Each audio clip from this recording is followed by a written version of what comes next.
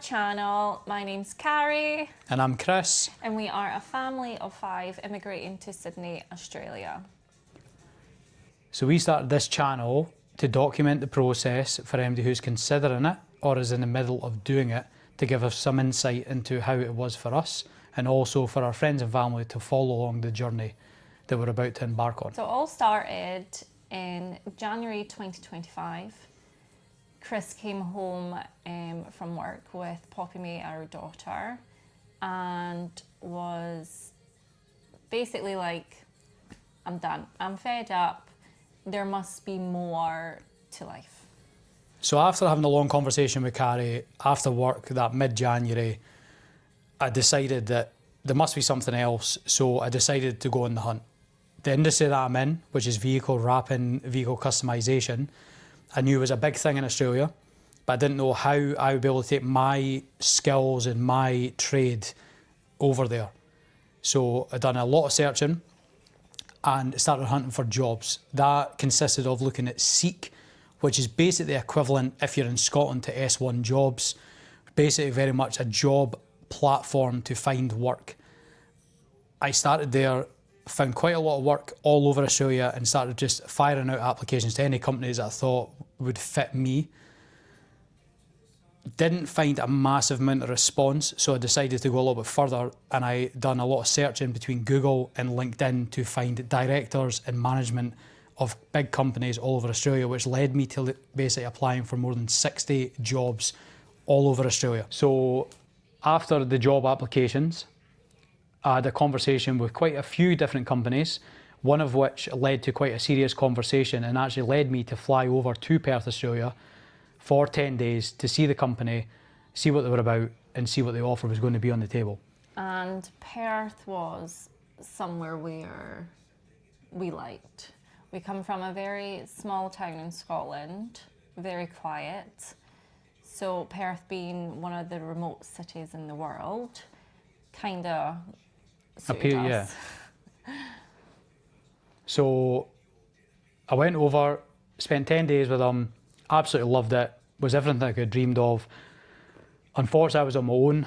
Carrie and the kids were back in Scotland, which made it quite difficult, but I tried to film and document everything I could for them, whether that was WhatsApping because it was the middle of the night, FaceTiming them when they were awake. And I could definitely see us in Perth, Australia, but in Australia in general. It just fitted everything that I thought we needed as a family and probably everything that we'd dreamed of. But unfortunately, the dream that I thought was going to be it just didn't end up happening due to the salary being offered on the table just wasn't going to work. It just was going to be too tight, too stressful for us to be able to not only live in Australia, but just do the relocation in the first place. And unfortunately, I had to turn the job down. Come the following morning, I received a phone call from a very big company in Australia offering me quite a serious position if I wanted it. And all of a sudden, the dream that I thought had ended had actually just restarted. But at this time, the opposite side of Australia, 6 hours away on a plane to Sydney. One of the most busiest cities in the world. So after going back and forwards with Chris's employer, Chris got an actual contract through with a job offer on a 482 skills in demand visa. Now his employer is using their own lawyer, which I would say is a lot easier. I would say so. It definitely took the stress away. Like we know so many people who have done it themselves. And that was kind of June, summer, wasn't it? Probably mid-June. Mid-June. And then once all documents were in, everything that Chris had to provide for the lawyer, our visa got lodged on the 25th of September 2025. So from the 25th of September, when our visas got lodged, we were Rex. Is that the right word to explain it? chaos in our heads. If you are aware of the Facebook groups on, obviously Facebook, the 482 Skills in Demand visa, and I think it's the Skills in Demand forum on Facebook, really good pages, but those pages will drive you crazy. So it's basically people putting up their timelines of when they got grants. So you just constantly check in to see if your occupation is on there, to see how long someone else had to wait for theirs. So I would definitely say that. It's definitely a horrible part. It's probably the worst part of the journey is the prolonged period of waiting. And the scary part of you just don't know how long you're going to wait to get an answer. And you see people being granted every day. You see the messages, my golden emails arrived. You see people questioning the timelines changing. Yeah, and what I found is that it really doesn't matter what occupation you're on. It's generally luck of the draw. That's the only way I could explain it. There isn't no rhyme nor reason of how somebody, whether it's a chef, then a vet, it doesn't seem to make a difference. I think it definitely depends on whose computer it lands on and where they are in the queue. And for us, we expected the timeline moved not long after we applied, or just before we applied, I think it was. It went from being between 3 months to 6. And I think literally either just before or just after we applied, it jumped to then between 4 months to 7 months. 7 month wait. Which is a whole month difference between up to what they call the 50% point. So they say between 3 to 6 months, for instance. You've then got your 0 point when you apply. Your 3 months is your halfway 50%. But then what you need to remember, and if you look on the government website, is the 6th month point of the timeline is not the 100% approval, that's only 90. So you always have that worry that what if you're in that last 10% for some reason, whether it's a crucial bit of evidence missing or a criminal record find, that you might end up being in that last 10 and you just don't know. And unfortunately, everybody calls it the limbo phase, which is the horrible phase. And during that time, we put our house on the market on Halloween, didn't we? Which we are really glad we did, because the market was super slow.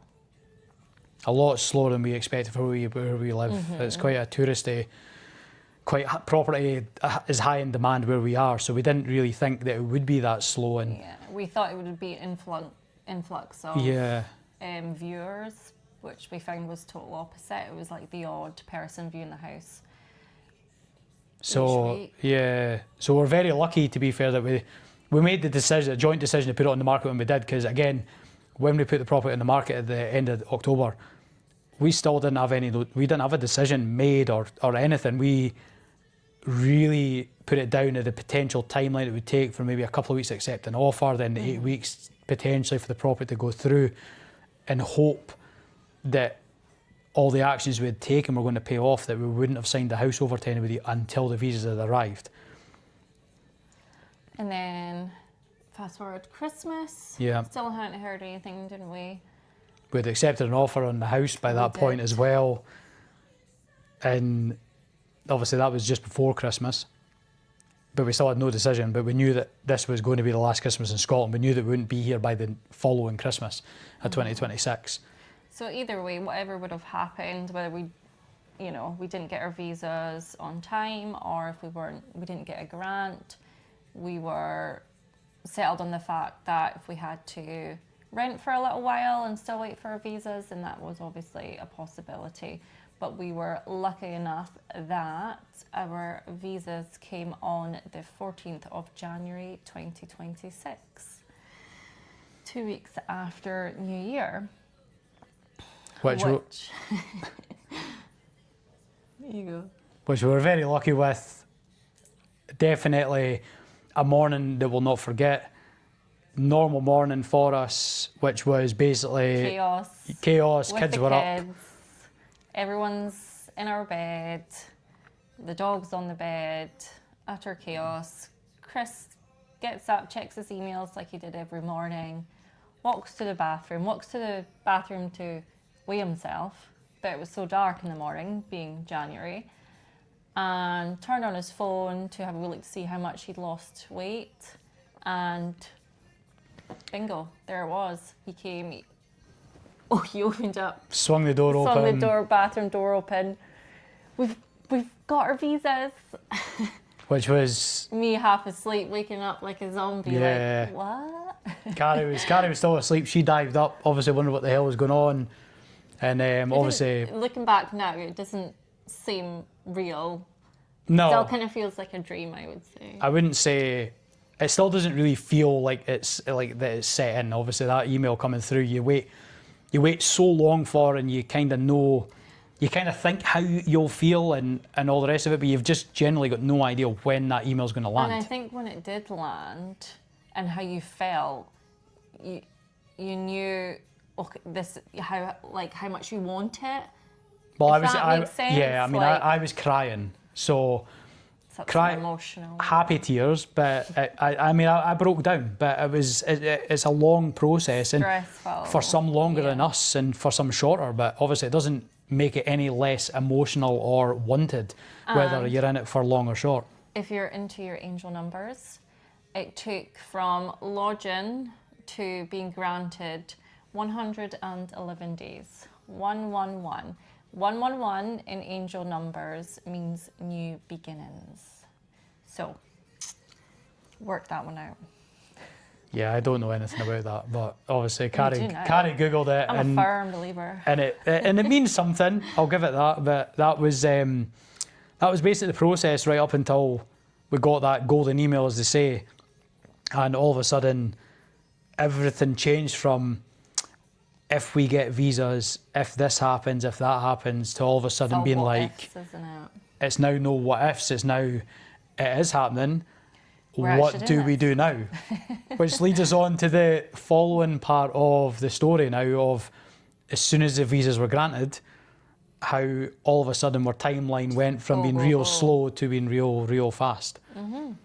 And basically within 6 weeks. So it's been about a month now since our visas got granted, and we leave for Sydney, Australia in a week and a bit's time. So it's all very much go from here. House is sold, boxes are away to the port to get shipped off, which will be with us in Australia in a few months' time. So you can imagine how the house is empty, kids have no toys. Yeah, it's very much all up in the air. Very much real. Yeah, it's happening. It's happening. So if you're interested in following our journey down under, please follow our YouTube Pratt Pack Down Under.